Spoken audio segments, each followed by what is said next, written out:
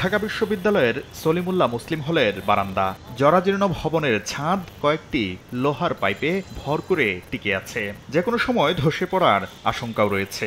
অথচ প্রতিদিন এই বারান্দা দিয়েই যাতায়াত করেন শত শত শিক্ষার্থী।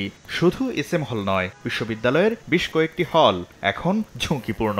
আতঙ্কে দিন কাটছে শিক্ষার্থীদের। আমাদের হলে এখন অবস্থা আমরা এইটা লক্ষ্য করে দেখতে পারি যে এই যে অবস্থাগুলো হয়ে আছে এখানে, এটা তো যে কোনো সময় একটা অ্যাক্সিডেন্ট হইতে পারে বা দুর্ঘটনার সম্মুখীন হতে পারি। এটা কিন্তু অনেক দিন ধরে এই অবস্থা হয়ে আছে। আমাদের হলে বিল্ডিংটা অনেকটাই ড্যামেজ হয়ে গেছে।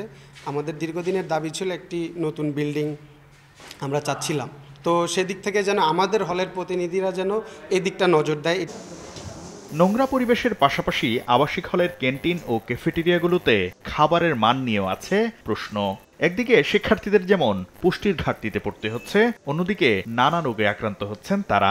ডাইনিং সমস্যা, অর্থাৎ খাবার দাবার যে মৌলিক যে চাওয়া পাওয়া, সেটা কিন্তু আমরা পর্যাপ্ত পাচ্ছি না।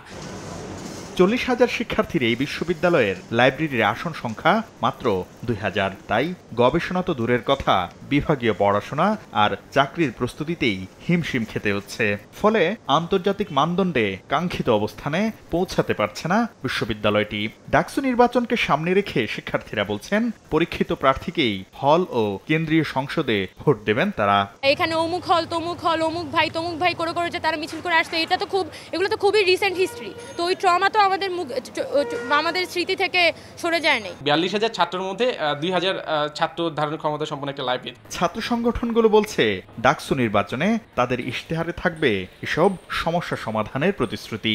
আর নির্বাচিত হলে সিনেট সহ বিভিন্ন ফোরামে আলোচনার মাধ্যমে আদায় করা হবে শিক্ষার্থীদের অধিকার। খাবারের দামগুলো যাতে সহনীয় পর্যায়ে থাকে এবং সহনীয় পর্যায়ের মধ্যে থেকেও যে খাবারের পরিমাণ এবং স্বাস্থ্যসম্মত পরিবেশ নিশ্চিত হয়, সেটার উপরে আমরা জোর দেব। আবাসন সমস্যা, ক্যান্টিনের সমস্যা এবং পরিবহনের সমস্যা, এইগুলোই তো সাধারণত মূল সমস্যা।